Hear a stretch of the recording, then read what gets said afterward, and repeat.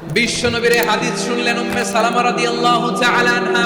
ওনার স্বামী হলো আবু সালামা। মজার ঘটনা খেয়াল করে শুনেন। উহুদ যুদ্ধের পরে ওনার স্বামী আবু সালামা ইন্তেকাল করলো, শহীদ হলো। সুবহানাল্লাহ পড়ে। যখন আবু সালামা ইন্তেকাল করলো, উম্মে সালামা রাদিয়াল্লাহু তাআলা আনহা কেঁদে কেঁদে হয়রান। আর নবীর শিখানো বাণী অনুযায়ী তিনি বারবার পড়ছিলেন ইন্না লিল্লাহি পড়ছিলেন। যেহেতু বিশ্বনবী বলেছেন কেউ যদি বিপদের প্রথম ধাক্কায় পড়ে ইন্না লিল্লাহি ওয়া ইন্না ইলাইহি রাজিউন আল্লাহুম্মা আজুরনি ফি মুসিবাতি ওয়া আখলুফ লি খায়রাম মিনহা, তাহলে এই বিপদে যে সে যা হারালো তার যে শ্রেষ্ঠ কিছু দিয়ে আল্লাহ তার বদল দিয়ে দিবে। বারবার এই দোয়া পড়ে চোখের পানি ছাড়ে, এই দোয়া পড়ে চোখের পানি ছাড়ে।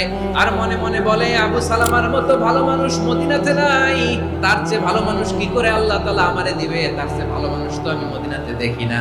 আর চিন্তা করে বিশ্বনবী বললেন এই দোয়া পড়লে যেটা হারালাম তার চেয়ে ভালো কিছু দিয়ে আল্লাহ পুরস্কার দেয়। আবু সালামের চেয়ে ভালো মানুষ মদিনার মধ্যে আর কে হতে পারে? কি আজীব তামাশা, কি অবাক করা ঘটনা। কিছুদিন পরে দেখা গেল সাইয়্যিদুল মুরসালিন রাহমাতাল লিল আলামিন স্বয়ং বিশ্ব নবী উম্মে সালামাকে বিয়ের প্রস্তাব পাঠিয়েছে।